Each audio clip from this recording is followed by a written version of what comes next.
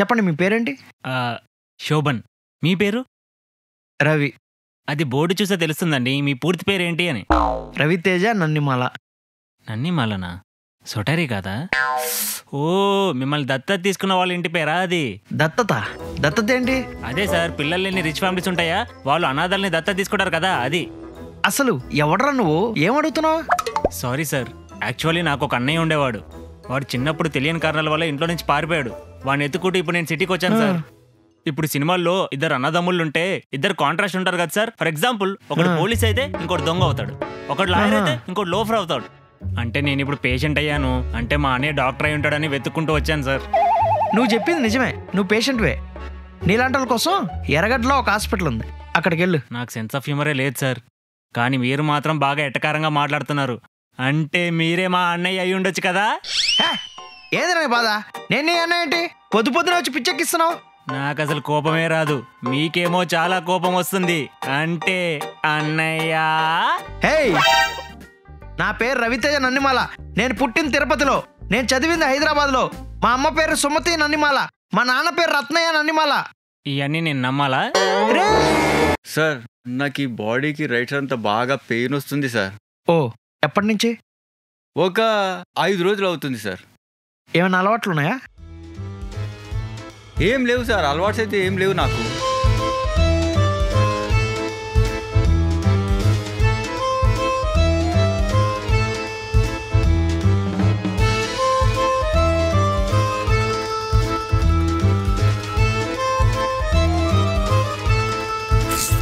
ఇదిగోండి, ఈ మందులు వాడండి, తగ్గిపోతుంది.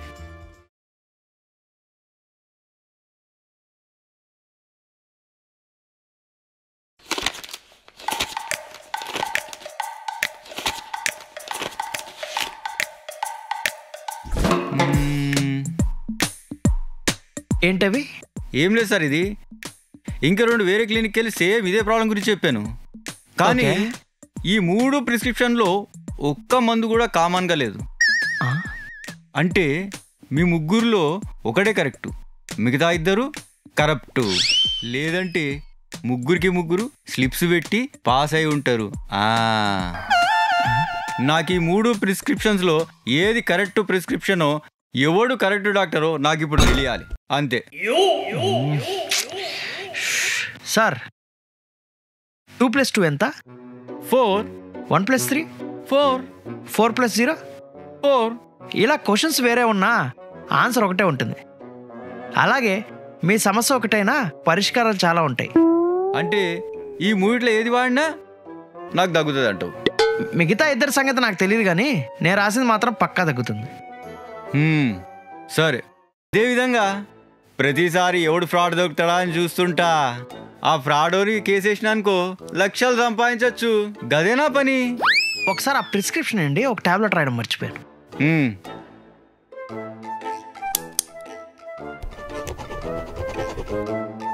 ఇది నైట్ పడుకునే ముందు వేసుకోండి సార్. ఎన్ని రోజులు వేసుకోమంటారు?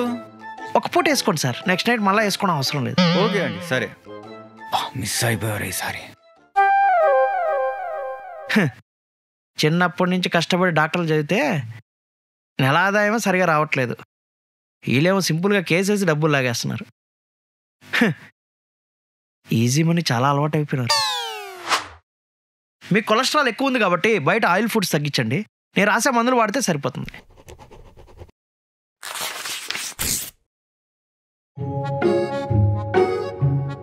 బాగబల్సిన్ 40 mg.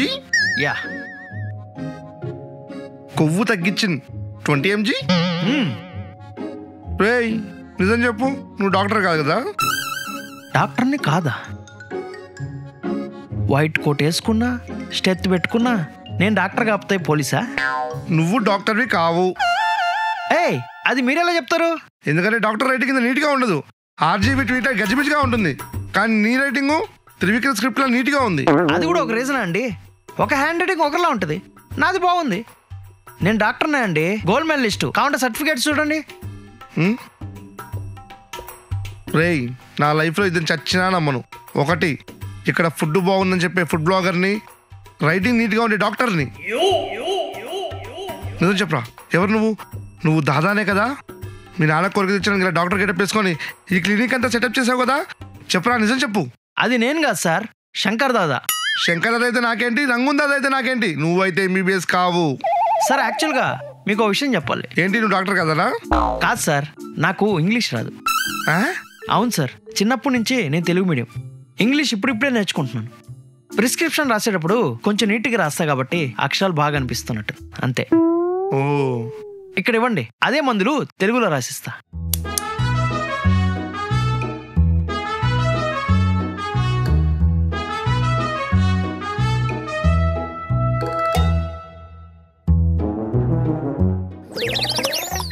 ఏయ్, ఏంటిది తెలుగు అని చెప్పి కొంకణి రాసావు? అది తెలుగే సార్, తెలుగులో నా హ్యాండ్ రైటింగ్ అలాగే ఉంటుంది. ఎంతైనా డాక్టర్ని కదా. ఇప్పుడు నమ్ముతున్నా నువ్వు డాక్టర్వే. ఉంటా. ఎవరు రీడు? హలో డాక్టర్, చెప్పండి, ఏంటి మీ సమస్య? సమస్యలు సిమ్టమ్లు అవన్నీ ఎందుకు కానీ నా జబ్బు ఏమిటో చెప్తా. Leukaemia second stage. లుకేమియానా?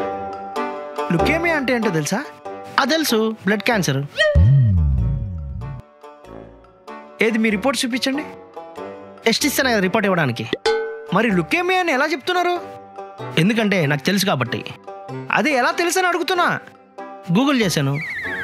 ఓహో, అది చెప్పండి ముందు డాంకీ.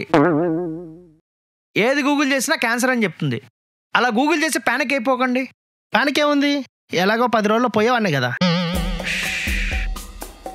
ఇంతకీ మీరు గూగుల్ చేసిన సిమ్టమ్స్ ఏంటి? Fever, sweating, rashes.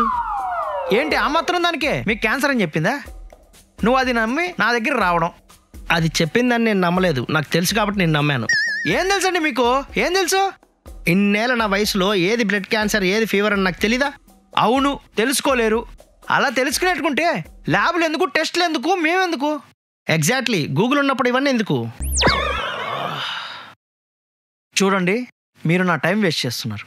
ఎవరి టైం ఎవరు వేస్ట్ చేస్తున్నారు? నీకన్నా బతకడానికి 100 ఏళ్ళు ఉంది, నాకు అసలే సెకండ్ స్టేజ్. నేను చెప్పేది నమ్మకుండా మీరే నా టైం వేస్ట్ చేస్తున్నారు. ఒరే నీ అమ్మ కడుపు మాడా, నీకు బ్లడ్ క్యాన్సరే లేదురా.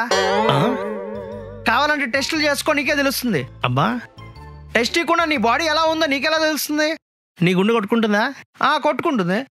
ఏది నీ ఈసీజీ చూపించు. దానికి ఈసీజీ ఎందుకు? నా గుండె కొట్టుకుంటేనే కదా నీతో మాట్లాడుతూ నా తల కొట్టుకునేది. అది నీ బాడీ గురించి నీకు ఎలా తెలుస్తుందో టెస్ట్ రిపోర్ట్ లేకుండా నా బాడీ గురించి నాకు తెలుస్తుంది. రేయ్, గూగుల్ చేసి రోగం ఏంటో చెప్పినోడివి అదే గూగుల్లో మందులను కొడితే వస్తుంది కదా. నా దగ్గరికి ఎందుకు రావచ్చావు? నా దగ్గర మెడిసిన్ డేటా మొత్తం ఉంది. ప్రిస్క్రిప్షన్ లేకపోతే మెడికల్ షాప్లో మందులు లేనన్నాడు, అందుకే నీ దగ్గరికి వచ్చా. అది పాయింట్. నీకు ప్రిస్క్రిప్షన్ రాయాలంటే నువ్వు టెస్టులు చేసుకోవాల్సిందే. మళ్ళీ టెస్ట్లు అంటావేంటి, డబ్బులు బొక్క. ఎలాగైతే ప్రిస్క్రిప్షన్ లేకుండా మందులు ఇవ్వకూడదో అలాగే టెస్టులు రాకుండా మేము ప్రిస్క్రిప్షన్ రాయకూడదని మాకు రూల్ ఉంది. నిజంగానే అలాంటి రూల్ ఉందా? ఉండి ఒకసారి గూగుల్ చేస్తా. ఏయ్, టెస్టులు చేయిస్తావా లేదా? చేయించుకుంటా. అమ్మా, ఎలాంటి పేషెంట్లు వస్తున్నారా నాయన. చూసారా, లుకేమియా అన్నారు, సెకండ్ స్టేజ్ అన్నారు, రిపోర్ట్లంతా నార్మల్గా ఉంది కదండి. కరెక్టే. అందుకే ఏది నమ్మాలో ఏది నమ్మకూడదో ముందు మనకు తెలియాలి. కామన్ సెన్స్ అండి. కరెక్ట్ సార్, అదే నేను కూడా చెప్తున్నా. ఈ డయాగ్నోస్ సెంటర్ వద్ద దొంగ అడుగులు అస్సలు నమ్మకూడదు. నాలాంటి క్యాన్సర్ పేషెంట్ని ఎంతమందిని మోసం చేశారు ఇలాంటి రిపోర్ట్లు ఇచ్చి. సరే గాని ఆ మందుల లిస్ట్ ఏదో తీసారన్నారు కదా, ఇటు ఇవ్వండి రాసిస్తా. ఇప్పుడు నా దారిలోకి వచ్చారు, తొందరగా సంతకం పెట్టండి సార్, నాకు అసలు టైం లేదు.